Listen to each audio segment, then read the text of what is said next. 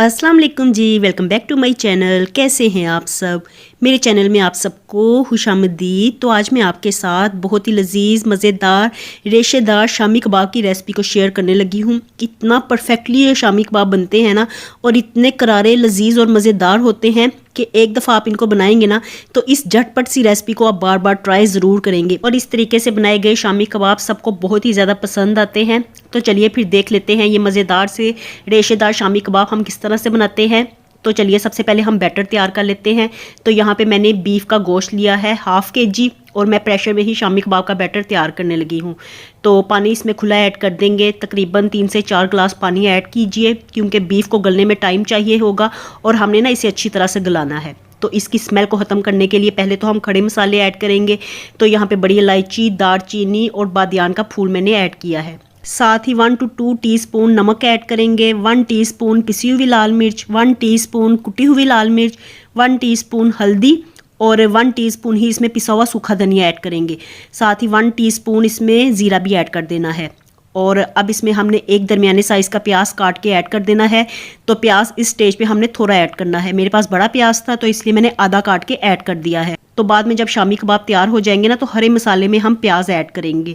और अब इसमें 1 to 2 टेबलस्पून हमने लहसुन और अदरक की पेस्ट ऐड कर देनी है।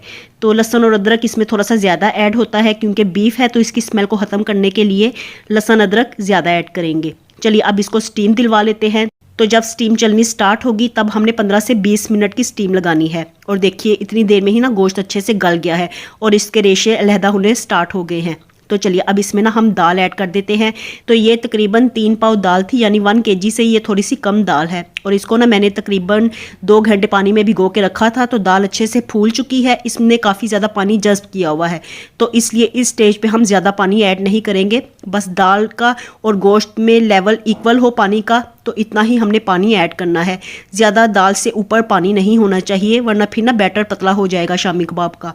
और अब हमने इसको तकरीबन 10 से 12 मिनट की स्टीम दिलवानी है। और इतनी देर में ही ना दाल भी अच्छे से गल जाएगी और पानी भी बिल्कुल खुश्क हो जाएगा। और अगर इस स्टेज पे पानी थोड़ा सा हो इसमें, तो आपने ना तेज़ आंच करके पानी को खुश्क कर लेना है। तो इस स्टेज पे ना पानी बिल्कुल नहीं होना चाहिए, खुश्क दाल होनी चाहिए।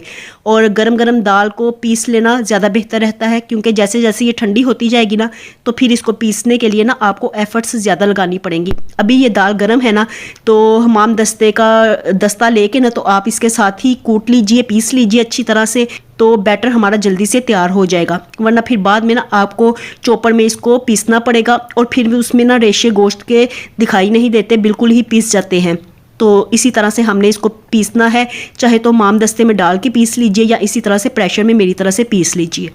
और जब बैटर अच्छे से ठंडा हो जाएगा तब हमने इसमें नमक और मिर्च की मिकदार को चेक करना है। अगर आपको नमक कम लगे तो नमक ऐड कर लीजिए।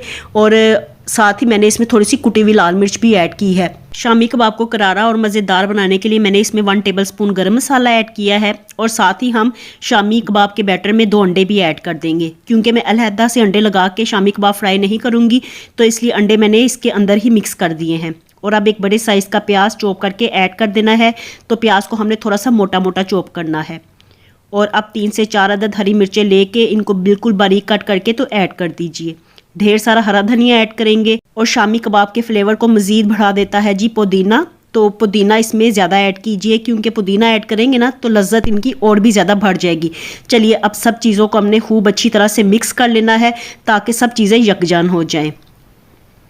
और देखिए जी माशाल्लाह से हमारा शामी कबाब का बैटर बिल्कुल तैयार हो गया है। और ये बिल्कुल परफेक्ट बैटर है, ना तो ये पतला हुआ है। अगर आपसे शामी कबाब का बैटर पतला हो जाए तो इसमें 2 ब्रेड के स्लाइसिस, इनके क्रम्स बना के तो ऐड कर दीजिए, और फिर शामी फ्राई करते हुए वो टूटेंगे नहीं। तो चलिए जी बैटर तो तैयार हो गया है। अब हम शामी कबाब बना लेते हैं। तो मुनासिब सा बैटर हाथ में लेके इनको हम गोल गोल टिक्की की शेप बना लेंगे। शामी कबाब बना लेने हैं, जैसे मर्जी आप चाहें बना सकते हैं। तो मैंने नॉर्मल दरमियाने साइज़ के शामी कबाब बनाए हैं। देखिए इनकी लुकिंग ये कितने ज़बरदस्त लग रहे हैं ना, हरे मसाले के साथ।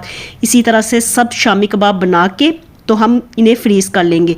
और इस स्टेज पे शामी कबाब बना के तो आप इनको फ्रीज़ कीजिए। जब ये अच्छी तरह से जम जाए तो इन्हें जिपलॉक बैग्स में डाल के तो आप सेव कर सकते हैं। तो तकरीबन 2 से 3 महीने आप इस तरह से शामी कबाब बना के फ्रीज़ कर सकते हैं।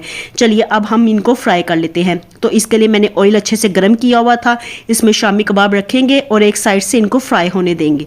और जैसे ही इनके किनारों से पता चलेगा कि ये गोल्डन होने स्टार्ट हो गए हैं, तब हम इनकी साइड को चेंज करेंगे और दूसरी साइड से भी इन्हें अच्छे से पकने देंगे।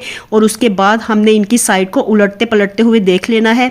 अगर ये अच्छे से गोल्डन हो गए हैं तो बस हम इन्हें ऑयल से निकाल लेंगे। इस तरह से रेशेदार शामी कबाब बनाइए, आपके घर में सभी को ये बहुत ज़्यादा पसंद आएंगे। रेसिपी पसंद आए तो वीडियो को लाइक और चैनल को सब्सक्राइब ज़रूर कर दीजिएगा। मिलती हूँ आपसे दोबारा नई रेसिपी के साथ। अल्लाह हाफिज़ एंड टेक केयर।